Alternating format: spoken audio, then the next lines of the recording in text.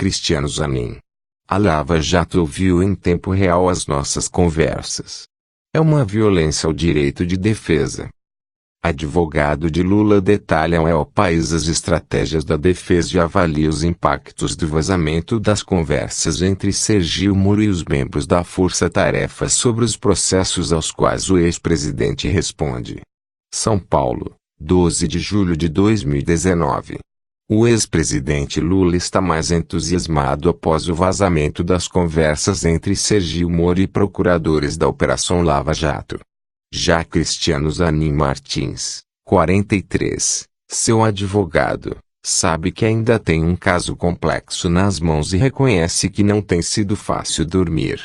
É um caso que você tem o tempo todo fatos ocorrendo, notícias. Não é um caso que permite você desligar e ter um sono tranquilo, afirmou ele durante a quase uma hora de entrevista concedida ao El País na tarde da última quarta-feira em seu escritório em São Paulo. Lula está preso desde abril do ano passado na Superintendência da Polícia Federal em Curitiba, acusado de corrupção e lavagem de dinheiro no caso do Triplex. E responde por mais 2 processos âmbito da Operação Lava Jato, do caso do sítio em Atibaia, São Paulo, em que ele já foi condenado, e outro ligado à compra de um apartamento em São Bernardo, São Paulo e de um terreno atribuído ao Instituto Lula. Seu advogado, de voz serena, de terno e gravata perfeitamente alinhados, assim como seus cabelos, afirma que as conversas vazadas apenas reforçam o que a defesa já vinha sustentando desde 2016. Que o ex-juiz Sergio Moro foi parcial ao longo do processo que levou Lula para a prisão, e que por isso, tudo deve ser anulado e reiniciado do zero por um juiz imparcial. Pergunta: a estratégia da defesa vai mudar após as mensagens vazadas pelo T-Intercept?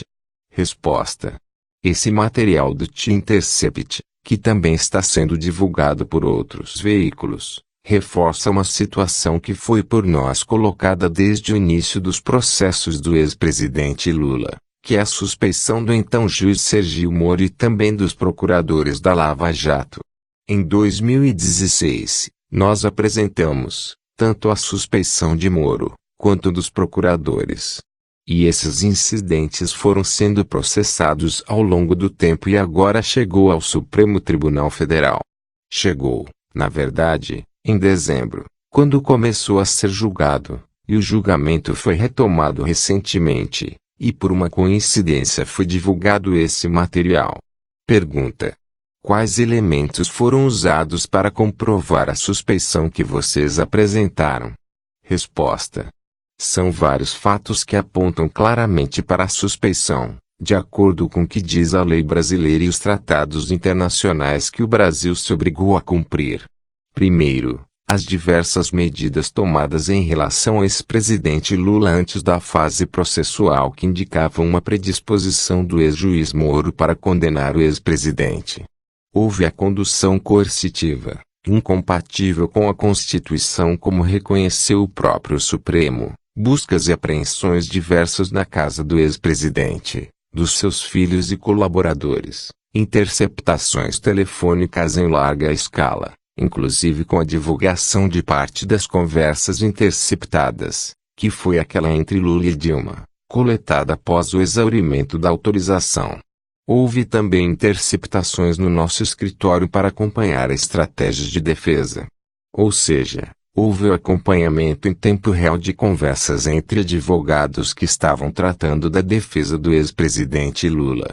Não é tão somente o fato de ter ocorrido uma interceptação, mas sim uma interceptação que foi acompanhada em tempo real, por 25 dias, quando policiais, procuradores e o juiz Moro sabiam de tudo o que era conversado pelos advogados e possivelmente tomavam medidas para inviabilizar a estratégia da defesa. Teve também a participação de Moro em inúmeros eventos claramente de natureza política e sempre marcados por ser de oposição política ao ex-presidente Lula. Ainda é questão bastante relevante que foi a interferência direta de Moro durante a eleição, sobretudo com a divulgação de uma parte da delação de Pallotti.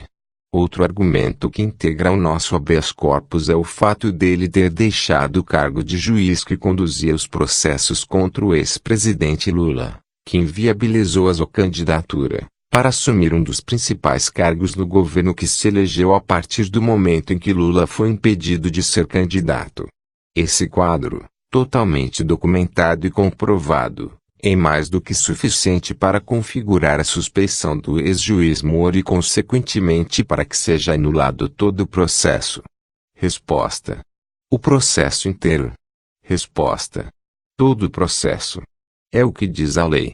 Uma vez reconhecida a suspeição, todos os atos são anulados e o processo deve ser reiniciado na presidência de um juiz imparcial e independente.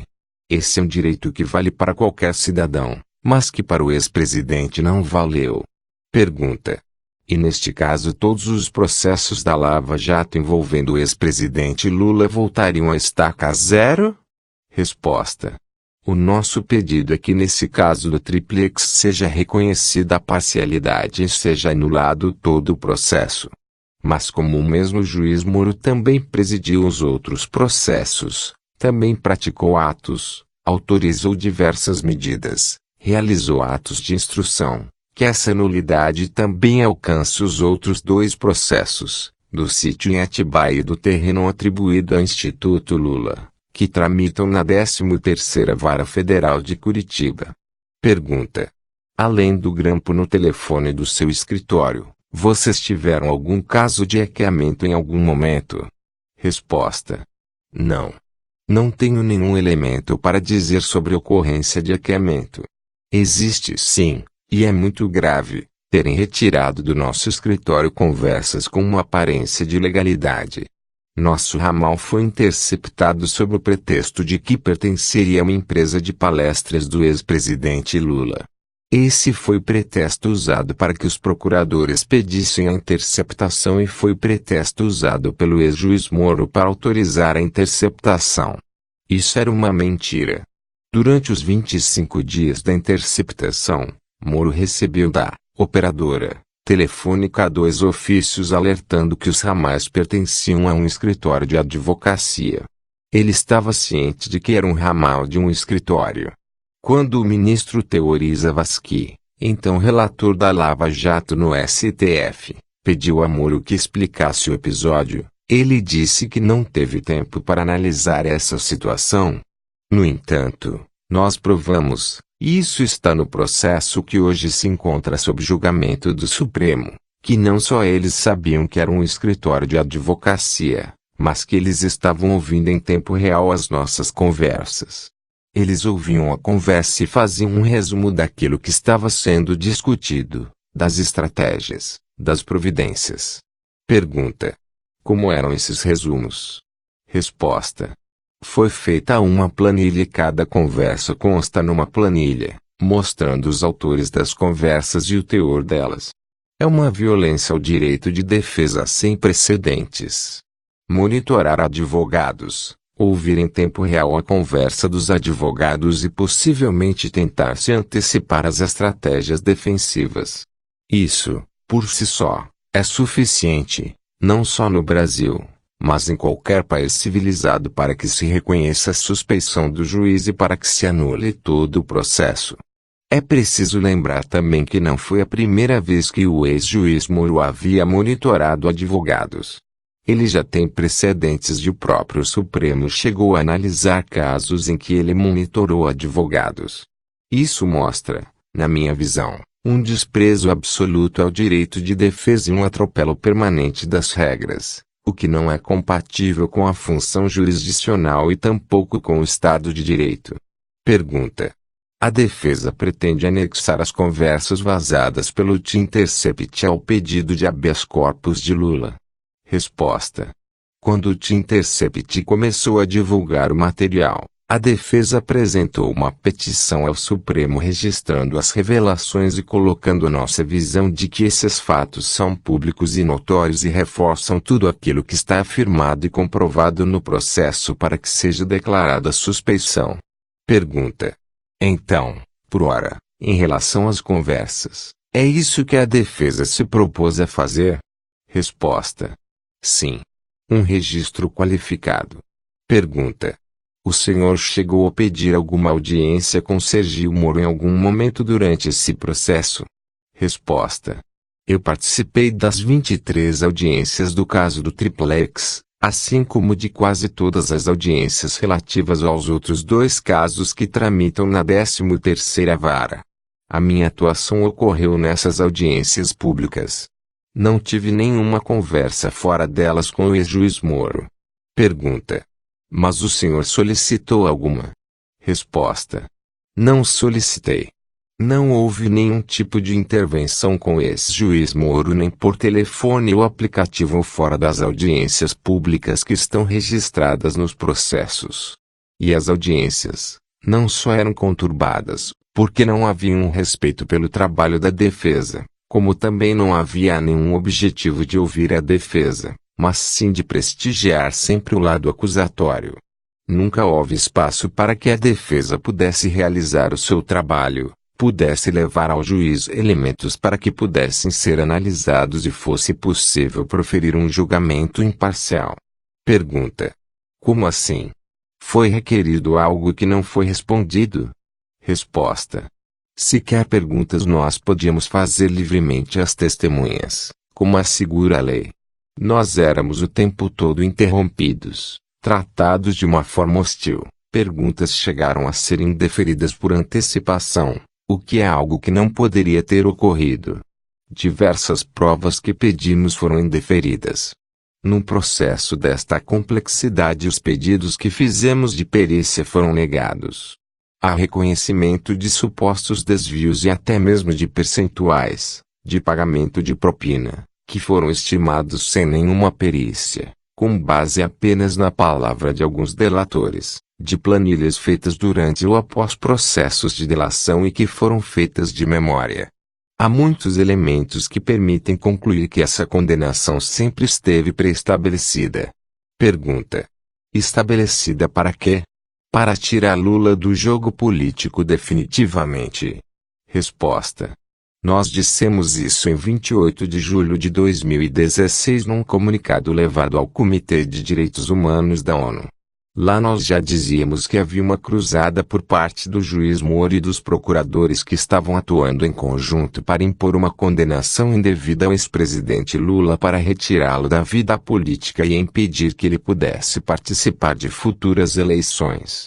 A realidade é que Lula foi condenado sem prova de culpa, que ele foi indevidamente retirado das eleições presidenciais, que essa atuação levou o país a um rumo político diferente. E hoje o juiz Moro participa dessa realidade política. Essa é a situação? Pergunta. O senhor tinha o telefone de Moro? Resposta. Não. Pergunta. Nunca teve? Resposta. Não. Não acho que exista irregularidade no fato de um advogado ou de um promotor manter contato com o juiz fora das audiências. As situações que demandam, ou que podem demandar algum contato pontual. Mas o que o The Intercept está mostrando não é isso. Não se está a tratar de contatos pontuais, mas sim de contatos permanentes que ocorreram fora do processo, indicando um controle por parte do juiz em relação às atividades da acusação. O que vimos ali foi um contato permanente ao longo de todo o processo, mostrando que havia uma ascendência do juiz em relação às iniciativas próprias da acusação.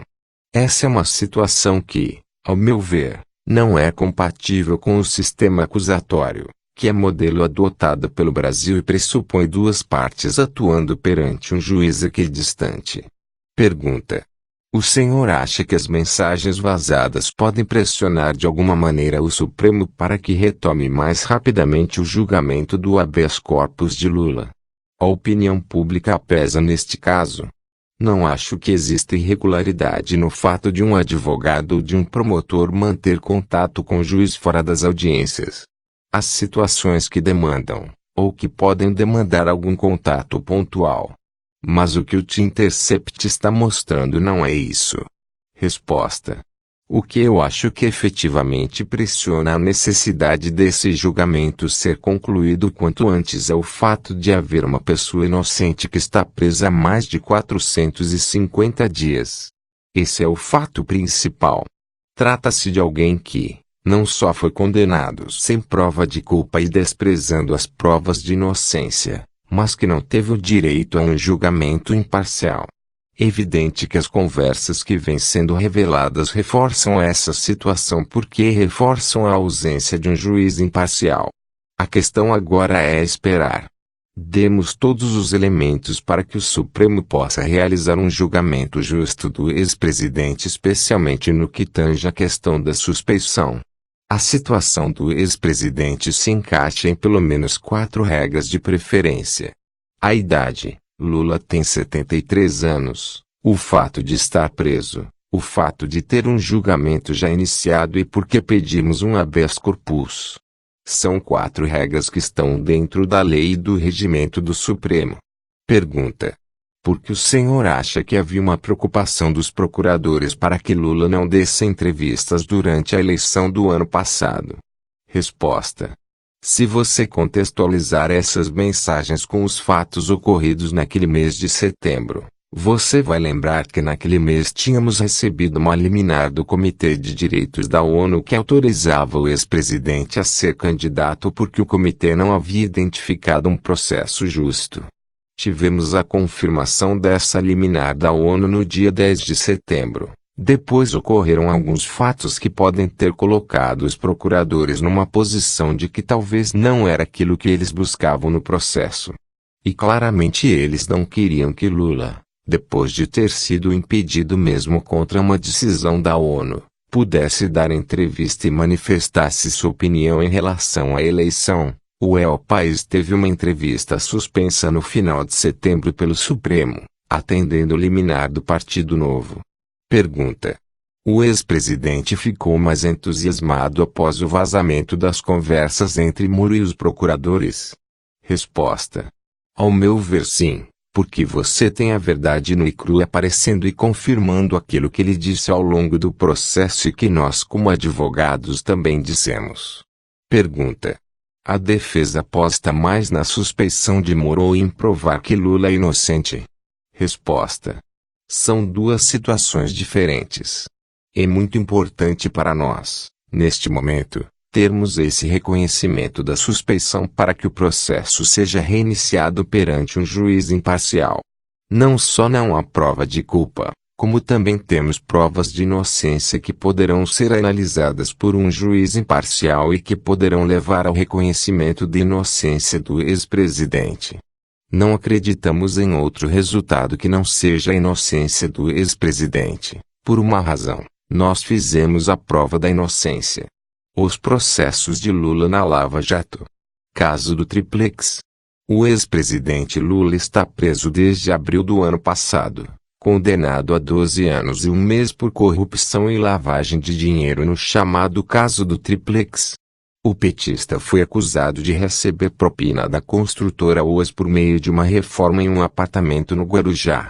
A defesa afirma que o apartamento nunca foi de propriedade do petista e aguarda julgamento do pedido de habeas corpus pelo Supremo, que deve ser retomado em agosto. Em abril, o Superior Tribunal de Justiça, STJ, reduziu a pena para 8 anos. 10 meses e 20 dias e abriu caminho para que ele termine de cumprir a pena em casa.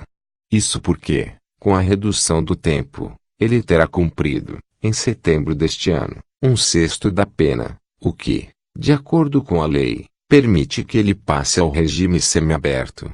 Mas tudo depende do andamento do processo do Sítio de Atibaia, que pode vir a somar sua pena. Sítio de Atibaia. Em fevereiro deste ano, Lula recebeu sua segunda condenação por corrupção e lavagem de dinheiro. A denúncia afirma que o ex-presidente recebeu mais de R$1 milhão das construtoras Odebrecht, OAS e Chanin por meio de obras, desta vez em um sítio em Atibaia, São Paulo que ele costumava frequentar. A juíza Gabriela Ardi, que substitui temporariamente Sérgio Moro no caso, condenou o ex-presidente a 12 anos e 11 meses de prisão. A defesa afirma que o imóvel não era de Lula e que não há provas para acusá-lo dos crimes aos quais responde. Instituto Lula. Neste caso o petista é réu e ainda não foi condenado. Ele aguarda a sentença pela acusação de corrupção e lavagem de dinheiro. De acordo com a denúncia, Lula teria recebido propina da Odebrecht por meio da compra de um apartamento em São Bernardo do Campo, São Paulo, vizinho ao apartamento onde ele vivia, e de um terreno onde seria construído o Instituto Lula, em São Paulo, em troca de contratos com a Petrobras. Fora do âmbito da Lava Jato, o petista responde a outras 5 ações penais. Pela Operação Janus, acusado de ter favorecido contratos da Odebrecht em Angola. Na Operação Zelotes, acusado de fazer parte de esquema para beneficiar a empresa na compra de caças. Na Operação Zelotes 2, é réu por editar a medida provisória 471, em favor de montadoras de veículos. No chamado quadrilhão do PT, Lula e Dilma são acusados de integrar organização criminosa. E por suposta lavagem de dinheiro devido à doação de R$1 milhão ao Instituto Lula em troca da interferência de negócios de empresas brasileiras em Guiné Equatorial.